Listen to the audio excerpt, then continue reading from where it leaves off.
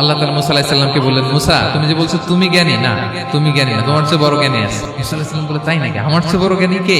রাসূল সাল্লাল্লাহু আলাইহি ওয়াসাল্লাম বলেছিলেন, ইস আমার ভাই মুসা যদি আরেকটু ধৈর্য ধরতো তাহলে আরো কিছু অজানা তথ্য আমরা জানতে পারতাম। জানার কোনো শেষ নেই, জাননেওয়ালার উপরও জাননেওয়ালা আছে, জ্ঞানীর উপরও জ্ঞানী আছে। আপনি কিছু জেনেই মনে করবেন না আমি সব জানি।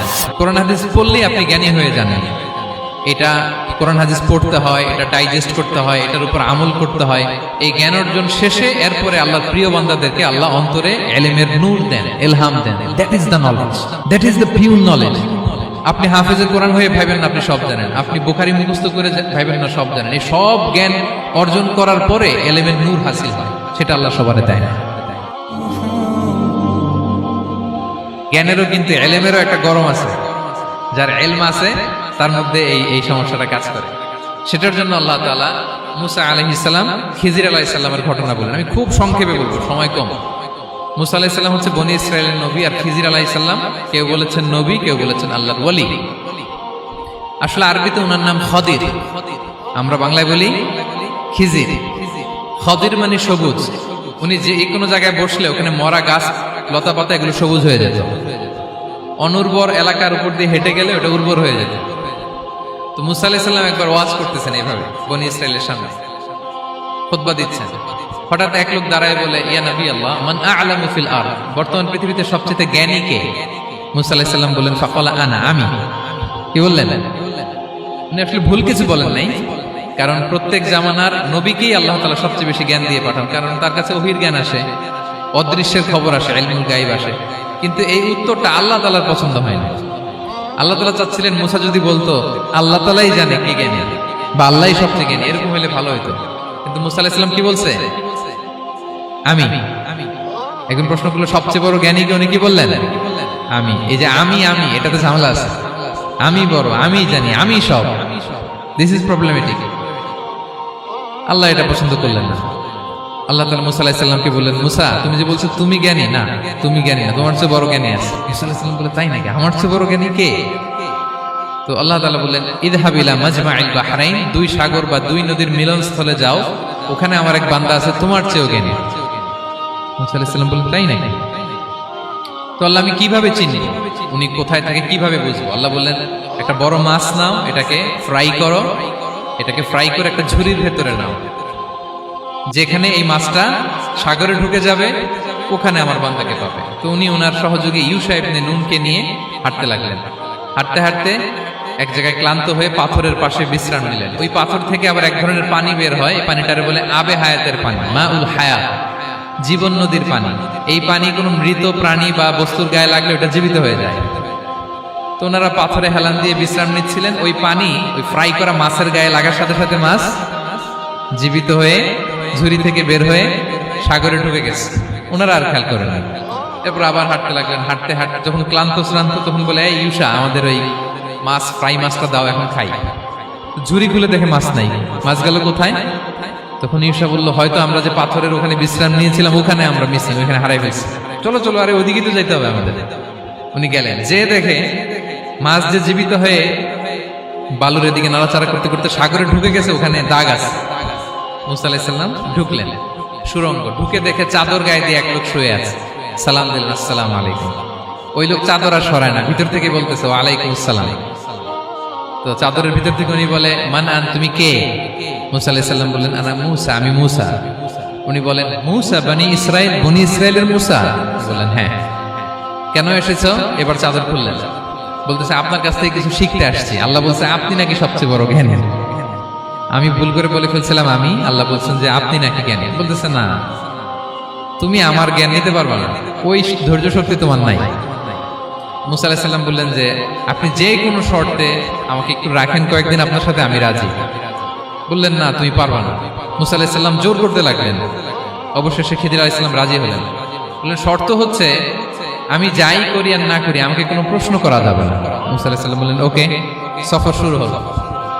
সামনে নদী, এক লোক তাদের নৌকা দিয়ে নদী পার করাই দিল।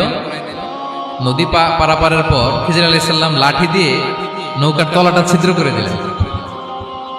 মুসা আলাইহিস সালাম বললেন, ইন্না লিল্লাহি, এটা আপনি কি করলেন? ওরা আমাদেরকে নদী পার করে দিল, আর যে ভাড়াটা আসছিল এটাও নিল না, আমাদেরকে সম্মান দেখালো, আপনি নৌকা ছিদ্র করে দিলেন। খিজির আলাইহিস সালাম বলছে, এই যে আমি বলছিলাম না তুমি ধৈর্য ধারণ করতে পারবো না, যাও তোমার রাস্তায় তুমি, আমার রাস্তায় আমি। মুসা আলাইহিস সালাম আবার ক্ষমা চাচ্ছেন যে আপনি আমার ক্ষমা করেন, আমি তো ভুলে গেছি, আর প্রশ্ন করবেন না। চলতে লাগলেন। হঠাৎ বাচ্চারা খেলতেছে, এক বাচ্চাকে ধরে হত্যা করলেন খিজির আলাইহিস সালাম। এবার তো মুসা আলাইহিস সালাম রেগে গেছে, আপনি করলেনটা কি? নিষ্পাপ ফুলের মতো শিশুকে হত্যা করলেন। খিজির আলাইহিস সালাম বলে, এই যে আমি জানতাম যে তুমি ধৈর্য ধারণ করতে পারবে না, তোমার রাস্তা এক, আমার রাস্তা আরেক, যাও।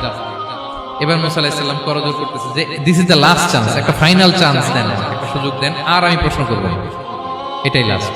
বললেন ওকে ঠিক আছে। হাঁটতে হাঁটতে এক ইহুদি বসতির সামনে যে হাজির, দুজনই খুব ক্ষুধার্ত, খাবার চাইলো, এরা আবার কৃপণ, খাবার দিল না। তো খিজির আলাইহিস সালাম বললেন ঠিক আছে, খাবার যেটা দিচ্ছেন আমরা চলে যাই। যাওয়ার পথে দেখতেছে এই এলাকার একটা দেয়াল ভেঙে পড়ে যাবে। তিনি বললেন মুসা চলো এটা ঠিক করে দেই। দুইজন মিলে প্রচন্ড ক্ষুধায় এটা সেটা এনে দেয়ালটা তৈরি করতেছে। মুসা আলাইহিস সালাম তো এমনিই রাগী, পেটে আবার ক্ষুধা, আবার বলছে কিছু বলাও যাবে না। তিনি এবার আর প্রশ্ন করেন, বলতেছে ওরা এত কিপটামি করলো আর আপনি এটা করে দিলেন, আপনি তো চাইলে এটা টাকা নিতে পারতেন, পারিশ্রমিক নিতে পারতেন চাইলে। এই কথা বলার পর খিজির আলাইহিস সালাম বললেন হাদা ফিরাকু বাইনি ওয়া বাইনি, এখানেই তোমার আর আমার সেপারেশন, আর সামনে আগানো যাবে না, তোমার কোনো ধৈর্যই নাই। তো এতটুকু তোমাকে আমি বলি যে আমি একটাও আল্লাহর আদেশ ছাড়া করি নাই, আল্লাহর আদেশে আমি করেছি। কি? এক নম্বর হচ্ছে ওই যে আমাদের ভাড়া নিতে চাইলো না, আমাদেরকে পার করে দিল, নৌকাটা ছিদ্র করেছি কারণ এই এলাকায় একজন জালিম বাদশা আছে, সে নৌকা পেলেই গরিব মাঝিদের নৌকা সিজ করে নিয়ে যায়। তো এটাকে যখন তলায় ছিদ্র করে দিছি, এই রাজার লোকেরা এসে দেখবে যে এটা তলা ছিদ্র, পানি ঢুকতেছে, এটা নিবে না, ওরা পরে সামহাও এটা রিপেয়ার করে চালাইতে পারবে। মুসা আলাইহিস সালাম বলে সুবহানাল্লাহ, তাই তো, এটা তো আমি বুঝতে পারি নাই।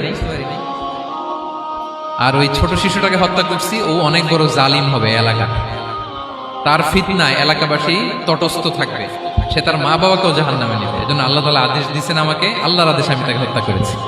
মুসা আলাইহিস সালাম বললেন তাই তো, এটা তো অনেক ভালো কাজ করছেন। তাইলে বলতেছে তাহলে ওইটা বলে, খাবারও দিল না, এত কৃপণ, এদের দেয়াল কেন ঠিক করতে গেলেন আপনি?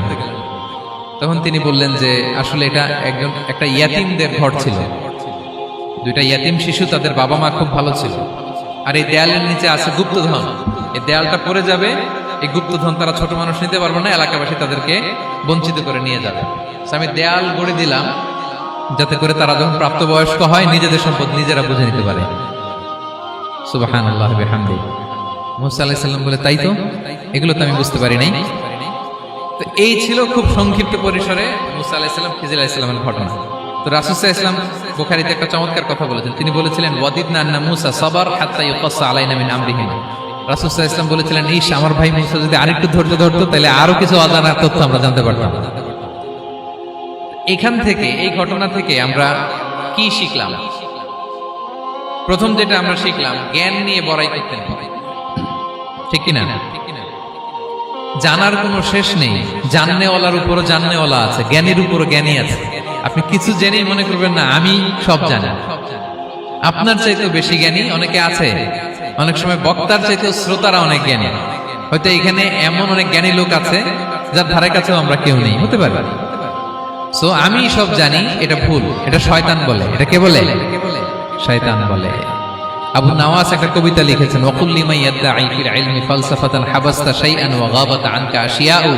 কেউ যদি বলে আমি সব জানি, তুমি তাকে বৃদ্ধাঙ্গুলি দেখিয়ে বলো আপনি কিছুই জানেন না, আপনি অল্প কিছু জেনেছেন, জানার এখনো অনেক বাকি। তাহলে মুসা আলাইহিস সালামের এই ঘটনা জিজ্ঞেস করা হলো কে জ্ঞানী, উনি বললেন আমি জ্ঞানী। এরকম কি আমরা কখনো বলবো? না। সবচাইতে বড় জ্ঞানী কে? ওয়া ফাওকা কুল্লি যী ইলমিন আলিম। সবচাইতে বড় জ্ঞানী আল্লাহ তাআলা। সো জ্ঞান নিয়ে আমরা অহংকার করব না। দুই নম্বর যে শিক্ষাটা আমরা পাই, ওই যে নৌকা দিয়ে পারাপার হচ্ছিল, তখন একটা চড়ুই পাখি এসে সাগরের মধ্যে মুখ দিয়েছিল। তো খিজির আলাইহিস সালাম বললেন মুসা, তুমি কি চড়ুই পাখিটা দেখতে পাচ্ছ? হ্যাঁ দেখতে পাচ্ছি।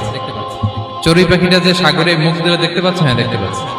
তখন খিজির আলাইহিস সালাম বললেন চড়ুই পাখিটা সাগরে মুখ দিয়ে পানি খাওয়ার পরে চড়ুই পাখির ঠোঁটে বা চঞ্চুতে যতটুকু পানি লেগে আছে, এই পানিটা হচ্ছে তোমার, আমার এবং মহাবিশ্বের আমাদের সকলের জ্ঞান।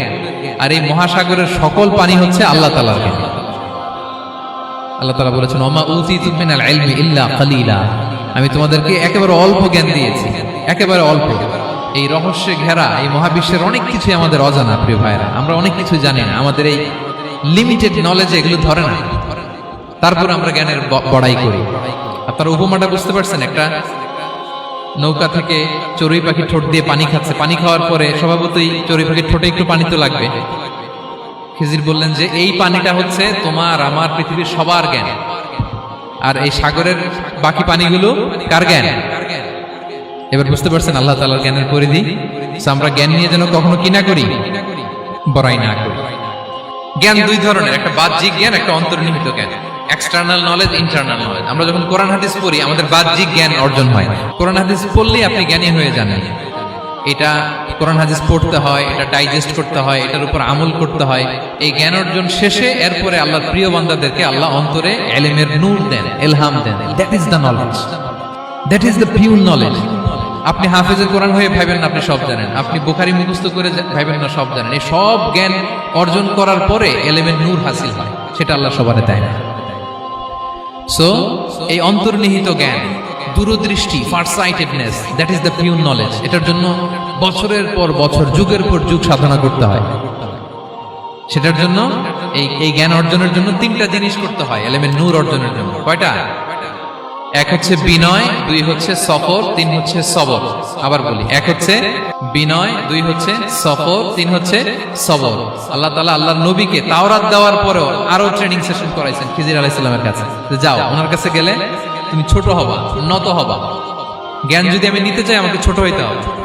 ধরেন একটা গ্লাস থেকে একটা খালি গ্লাসে পানি ঢালবো, তো যেটাতে নেওয়া হবে এটা উপরে থাকলে হবে? যে গ্লাসটার মধ্যে পানি আছে এটা উপরে থাকবে, ওইটা ব্ল্যাঙ্ক গ্লাসের মধ্যে পড়বে।